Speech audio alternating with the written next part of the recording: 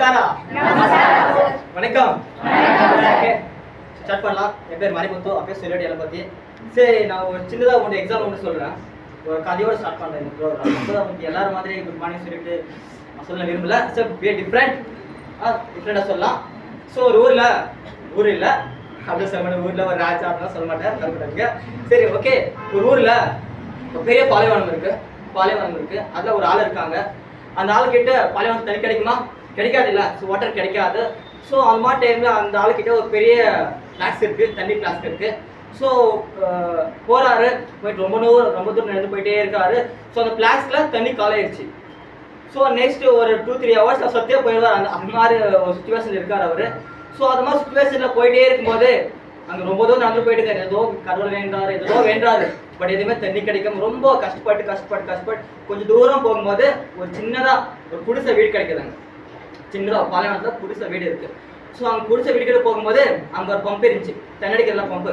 So அந்த pump போகிறாரு. So அங்கே போகும்போது அங்கே தண்ணி அடிக்கிறார். அந்த பம்பில் என்ன பண்ணுறாரு? தண்ணி அடிக்கிறாரு. ஸோ அடிக்கும்போது ஒரு டைம் அடிக்கிறாரு, 2 டைம் அடிக்கிறாரு, 3 டைம் அடிக்கிறாரு, 10, 20, 100 வாட் அடிக்கிறாரு. தண்ணியே வரல. சரி, ஓகே.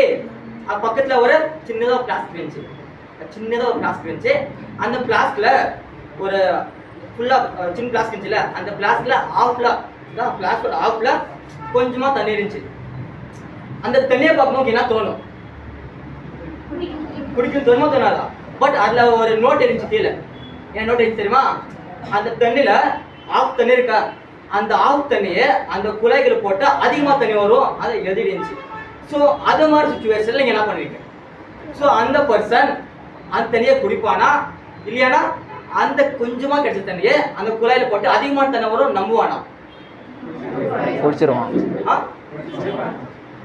குடிப்பான். கண்டிப்பா அந்த பையன் குடிக்கல. என்னதான் நடக்க போகுது? இவ்வளவு தூரம் சத்தாலும் பரவாயில்ல, ஏன்னா சத்தாலும் பரவாயில்ல, ரிஸ்க் எடுக்கிறான். சத்தாலும் பரவாயில்ல, அந்த ஆஃப் தண்ணியை எடுத்து அதுக்குள்ள ஊத்துறான். ஃபர்ஸ்ட் டேட் அடிக்கிறான், வரல. செகண்ட் டேட் அடிக்கிறான், வரல. 3 டேட் அடிக்கிறான், வரல. 4வது அடிக்கும் போது லைட்டா சவுண்ட் கிரு சவுண்ட் வருது. ஸோ 5th டைம் அடிக்கிறான். ஃபுல்லா தண்ணி கொட்டுது. சரிங்களா? அந்த தண்ணி நல்லா குடிக்கிறான். குடிச்சிட்டு அவன் போகல. பட் அந்த சின்னதாக பிளாஸ்க் இருந்துச்சா, அந்த பிளாஸ்க்ல ஃபுல்லா தண்ணியை ரொப்பிட்டு வச்சு போறான். அப்போ போகும்போது எழுதினா கீழே என்ன எழுதிருந்தாங்க? இந்த தண்ணியை அதுக்குள்ள ஊத்தினா நிறைய தண்ணி எழுதினாங்களா, அது கூடிய கீழே எழுதுறான். இந்த ஃபார்முலா ஒர்க் ஆகுது. என்ன? இந்த ஃபார்முலா ஒர்க் ஆகுது எழுதிட்டு போனான். So the moral of story என்ன சார் அப்படின்னா, இப்போ இவ்வளோ நேரம் டிவிஸாக பார்த்துருப்பீங்க. ஆமா இல்லையா?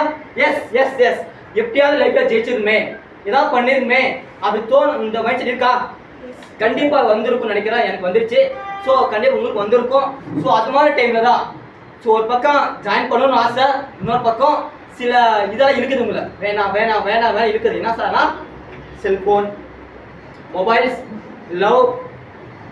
ஸோ இதெல்லாம் உங்களை வேணாம் இருக்குது. ஸோ நம்ம ஒரே திங்க் பண்ணி பாருங்க. நம்ம அப்பா அம்மா மெழுகுவத்து மாதிரி டெய்லி கரைஞ்சிட்டு போயிட்டே இருக்காங்க. பர் செகண்ட் நம்ம அப்பா அம்மா மெழுகுவத்து மாதிரி கரைஞ்சிட்டு போயிட்டே இருக்காங்க. பட் நம்ம அந்த மெழுகுவத்தை திங்க் கூட பண்றது இல்லை. என்ன திங்க் பண்றோமா? சார் யார் ஒருத்தர் அப்பா அம்மா திங்க் பண்றானோ, யார் ஒருத்தர் பெரிய ட்ரீம் அச்சீவ் பண்ண திங்க் பண்றானோ, அதுக்கான ஒரு சான்ஸ் தான் இந்த டிவ்ஸ் ஆஃப் சிஸ்டம். இந்த டிவ்ஸ் ஆஃப் சிஸ்டம் பண்ணணும்னா 2 ஆப்ஷன் தான். ஸோ செய்யலாமா செய்யக்கூடாதா, ரிஸ்க் எடுக்கலாமா எடுக்கக்கூடாதா? So what your opinion? Risk எடுக்கலாமா எடுக்கக்கூடாதா? எடுக்கணுமானா நீங்க முடிவெடுக்கணும். கண்டிப்பா நீங்க முடிவெடுத்தா எவ்ரிதிங் இஸ் பாசிபிள். நான் முடிவெடுத்தேன்.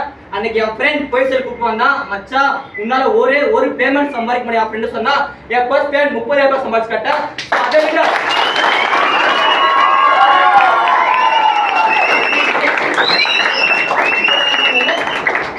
இன்கம் பண்ணுமே. ஏன்னா ஐஎஸ் இன்கம் பண்ண 1 மந்த்ல ஐஎஸ் இன்கம் பண்ணுமே. நிறைய கஷ்டப்பட்டு லாஸ்ட் 1 மந்தோட இன்கம் 1 லட்சம் ரூபாய்.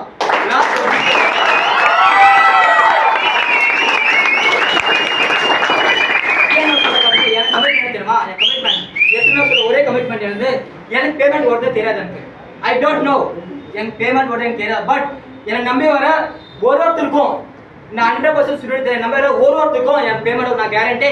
இதான் கமிட்மெண்ட். தேங்க்யூ. ஜெய் ஹிந்த்.